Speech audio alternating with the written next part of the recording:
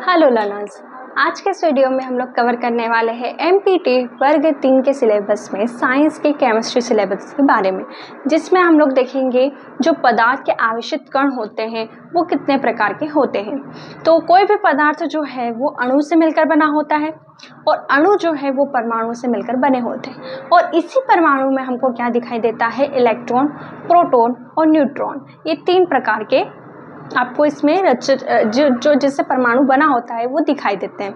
किससे बना होता है? इलेक्ट्रॉन, प्रोटॉन और न्यूट्रॉन से बना होता है।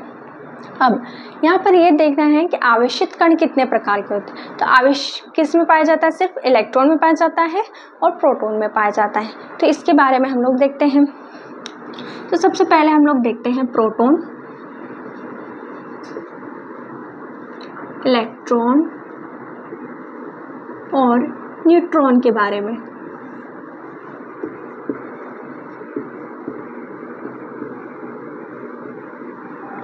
फर्स्ट हम लोग देखते हैं प्रोटॉन।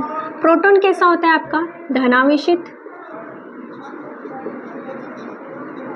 पॉजिटिव चार्ज होता है इसके ऊपर। Okay, positive. इलेक्ट्रॉन होता है आपका ऋणावेशित, जो कि होता है नेगेटिव। और न्यूट्रॉन कैसा होगा आपका? न्यूट्रॉन होगा उदासीन, इसको बोलते हैं हम लोग न्यूट्रल। अब इसमें अगर हम लोग देखें तो इसमें चार्ज कौन कौन से पाए जाते हैं? फर्स्ट आएगा इसमें प्रोटॉन में कितने पाए जाते हैं? +1 चार्ज। इलेक्ट्रॉन में होता है -1 चार्ज और न्यूट्रॉन में होता है 0, कोई भी चार्ज उपस्थित नहीं होगा। थर्ड देखते हैं हम लोग इसकी खोजकर्ता। इसकी खोज किसने की थी? प्रोटॉन की खोज की थी गोल्डस्टीन ने। इलेक्ट्रॉन की खोज किसने की थी? जे थॉमसन ने। और न्यूट्रॉन की खोज किसने की थी? न्यूट्रॉन की खोज की थी हमारे चैडविक ने।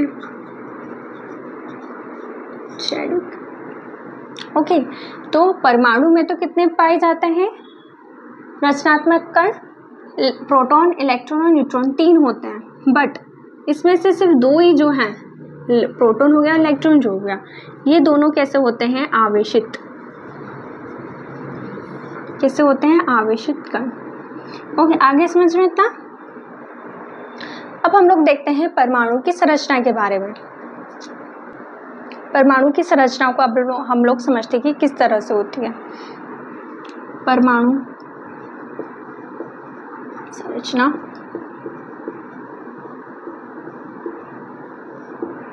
वह कैसी होती है? बीच में नाभिक पाया जाता है और आसपास क्या होती है? कक्षाएं उपस्थित होती है। ये क्या कहलाती है? आपकी कक्षाएं। ये भी कक्षा हो गई है ना। ऐसी बहुत सी कक्षाएं इसके आसपास आपकी पाई जाती है। यहाँ ये क्या हो गया आपका? नाभिक। क्या कहलाता है आपका? नाभिक। अब इस नाभिक में क्या पाया जाएगा आपका? प्रोटॉन पाया जाएगा और न्यूट्रॉन पाया जाएगा। ओके, क्या क्या पाया जाएगा? प्रोटॉन प्लस न्यूट्रॉन पाए जाएंगे। और कक्षाओं में क्या घूमते रहेंगे? आपके इलेक्ट्रॉन्स। यहाँ पर क्या घूमते रहेंगे? आपके इलेक्ट्रॉन्स। ओके, ये तो हो गया सामान्य संरचना परमाणु की। बट ये संरचना आई कहाँ से? इसके पहले कई सारे मॉडल्स दिए विभिन्न वैज्ञानिकों ने कि भाई परमाणु संरचना ऐसी हो सकती है, वैसी हो सकती है। ऐसे कई सारे मॉडल्स आए जिनके आधार पर हम लोग ने निष्कर्ष निकाला अंत में कि परमाणु संरचना इस तरह से होगी। ओके, तो अब हम लोग देखते हैं परमाणु संरचना से रिलेटेड मॉडल।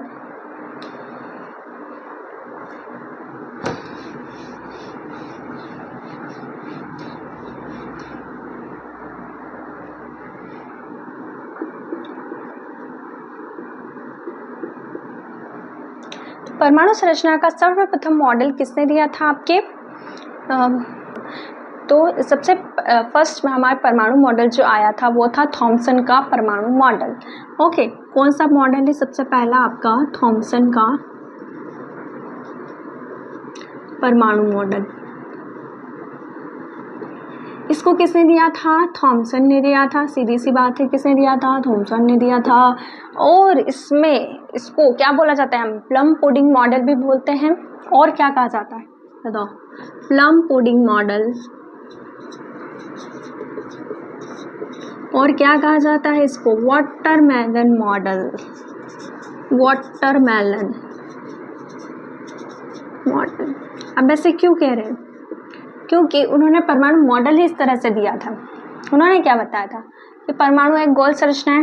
ओके, गोल तो है ही, गोल है। ओके, कैसा है? गोल है। अब उन्होंने क्या बोला था? जो आसपास जो है इसके पूर्ण रूप से क्या है? ये सारे धनावेश है। क्या है? धनावेशित है। ये पूरा भाग कैसा है? धनावेशित। और इसके बीच बीच में कैसा है? ऋण आवेश उपस्थित है। इस तरह से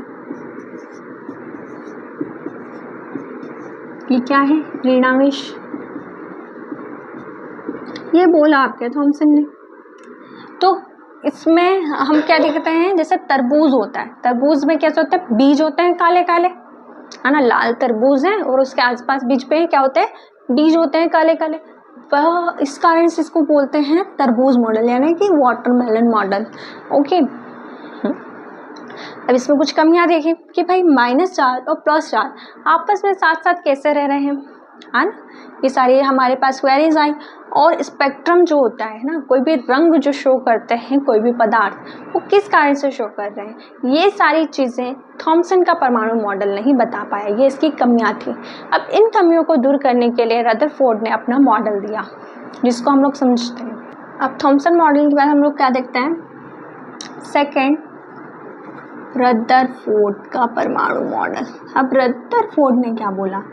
रदरफोर्ड ये कहता है, जब उसने एक्सपेरिमेंट करा एक परमाणु लेकर के, है ना, उसने क्या लिया? एक परमाणु लिया। हम लोग ऐसे मान लेते हैं एक परमाणु है, और इसने क्या करा? यहाँ से अल्फा कणों की बौछार कर दी यहाँ से, है ना। और अल्फा कण कैसे होते हैं आपके?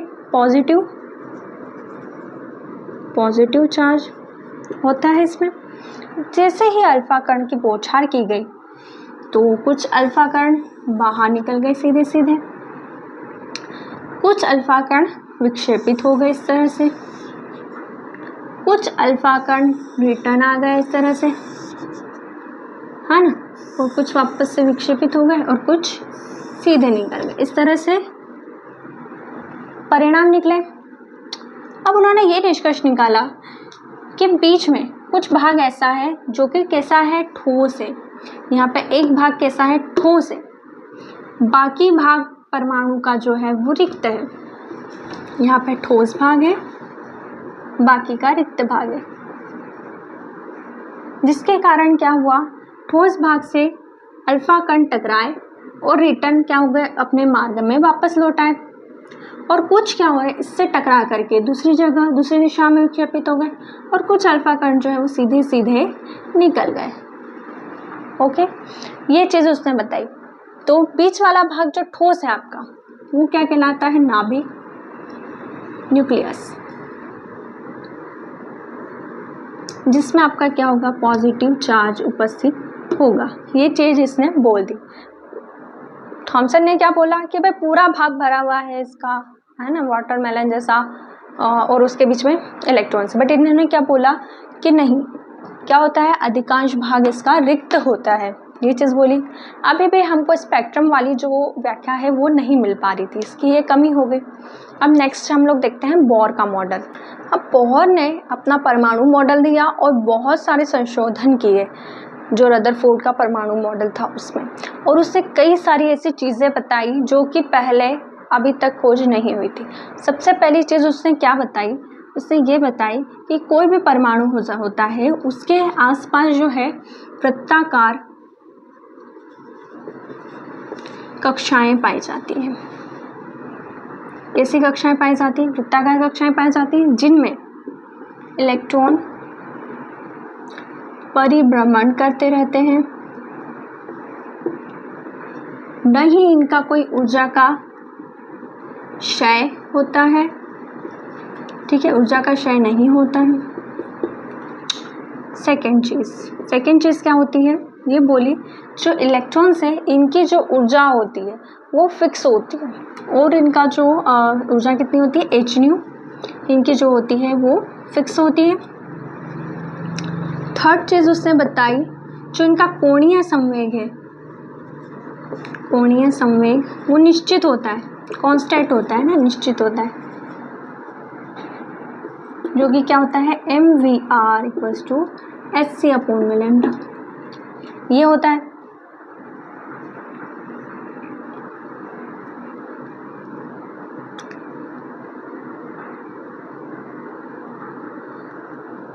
और उसने चौथी चीज़ क्या बताई, चौथी चीज़ ये बताई कि इलेक्ट्रॉन्स जो हैं वो क्या करते हैं, ऊर्जा का अवशोषण करते हैं,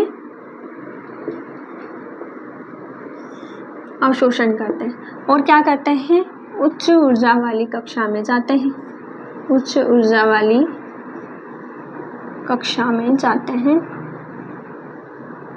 और जब वह पुनः क्या करते हैं, अपनी कक्षा में लौटते हैं, है ना, वापस से अपने क्या मूल स्थिति में आते हैं, जब तब क्या होता है, ऊर्जा का उत्सर्जन करते हैं, जिससे हमें क्या दिखाई देता है, रंग दिखाई देता है पदार्थ। ये मेन चीज़ हो गई। ओके, क्या होता है, जैसे ही कोई परमाणु है ना, परमाणु है, इस तरह से इसके आसपास क्या है, कक्षाएं हैं, तो जैसे ही इलेक्ट्रॉन्स जो है इनमें घूम रहे हैं, और ये इलेक्ट्रॉन क्या करते हैं, बाहर से एनर्जी अगर इनको दी जाती है तो ये क्या करते हैं, ऊर्जा का अवशोषण कर रहे हैं और उच्च ऊर्जा वाली कक्षा में जाते हैं, यहाँ पर पहुँच जाएगा इलेक्ट्रॉन। और जब वापस से इलेक्ट्रॉन अपनी मूल अवस्था में वापस आता है तो कोई न कोई ऊर्जा का उत्सर्जन करते हैं, और यही ऊर्जा हमको क्या दिखाई देती है, कोई ना कोई रंग के रूप में हमको दिखाई देती है। ठीक है, इतनी आगे बात समझ में। अब हम लोग इसमें और चीज़ें देख लेते हैं कि क्या क्या कही थी।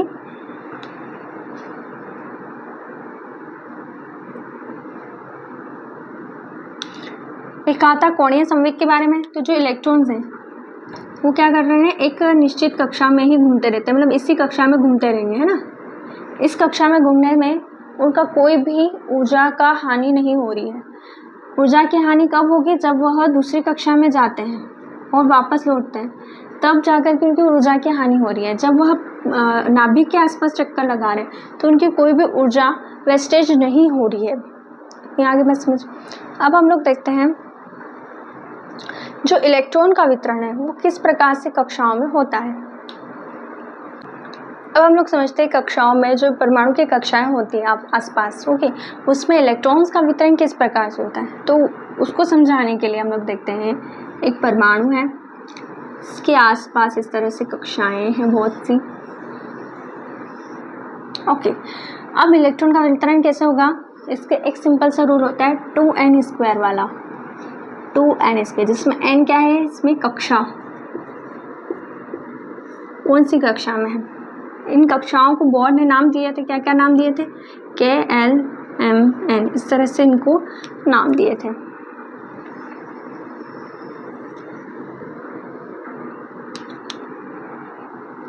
इसको बोला था n=1, इसको बोलते हैं n=2, इसको है n=3 एंड इसको है n=4। ये है इन कक्षाओं के नाम, बीच में नाभिक है। अब इनमें इलेक्ट्रॉन का वितरण 2n² से निकालेंगे हम लोग। किस तरह से निकालेंगे देखते हैं। अगर हम लोग फर्स्ट वाली कक्षा के लिए इलेक्ट्रॉन का वितरण समझते हैं कि फर्स्ट वाली कक्षा में कितने इलेक्ट्रॉन हैं, तो कैसे निकालेंगे, 2 × 1 का स्क्वायर, तो कितना आ जाएगा आपका 2। अर्थात जो फर्स्ट वाली जो कक्षा है इसमें कितने इलेक्ट्रॉन्स हो गए, 2 इलेक्ट्रॉन्स, एक और ये 2 इलेक्ट्रॉन। नेक्स्ट वाली कक्षा पे जाते हैं जो कि सेकेंड कक्षा है आपकी। अब इसमें निकालेंगे हम लोग 2 × 2 का स्क्वायर, तो कितना हो गया 8 इलेक्ट्रॉन्स। तो सेकेंड वाली कक्षा में कितने इलेक्ट्रॉन्स हो गए, 8 इलेक्ट्रॉन, 1 2 3 4 5 6 7 एंड 8, ये हो गए आपके 8 इलेक्ट्रॉन्स। नेक्स्ट वाली कक्षा देखेंगे हम लोग, कितने इलेक्ट्रॉन्स हो गए? 18 इलेक्ट्रॉन्स। n इक्वल्स टू 3 है, 3 रखा, 3 का स्क्वायर निकला आपका 9, 9 इंटू 2 इज़ 18। तो थर्ड वाली कक्षा में आपके कितने इलेक्ट्रॉन्स हो गए? 18 इलेक्ट्रॉन्स यहाँ पर आपके हो गए। इसको बना लो 18 इलेक्ट्रॉन्स को, 1 2 3 4 5 6 7 8 9 10 11 12 13 14 15 16 17 एंड 18। ये हो गए आपके 18 इलेक्ट्रॉन्स। वैसे ही फोर्थ कक्षा का भी निकाल सकते हो आप। 2 इंटू 4 का स्क्वायर आप निकाल लो, कितने हो गए? 16, 2 इंटू 16 32 इलेक्ट्रॉन्स। कितने हो गए? 32 इलेक्ट्रॉन्स। अब इसमें कितने इलेक्ट्रॉन्स आएंगे आपके? 32 इलेक्ट्रॉन्स। तो इस तरह से आपका पूरी कक्षाओं का वितरण होता है। तो किस में कितने इलेक्ट्रॉन्स है ये आपको याद रखना है। फर्स्ट में कितने हैं? फर्स्ट में है 2, सेकेंड में कितने निकले आपके? सेकेंड में निकले 8 इलेक्ट्रॉन्स और थर्ड में आपके 18 इलेक्ट्रॉन एंड 32 इलेक्ट्रॉन्स। ओके, तो ये होता है इलेक्ट्रॉन का वितरण जिसको आपको याद रखना है। तो आज का वीडियो हमारा यहीं पे ख़त्म होता है। आगे की वीडियोस को देखने के लिए हमारे साथ बने रहिए एंड थैंक्स फॉर वॉचिंग।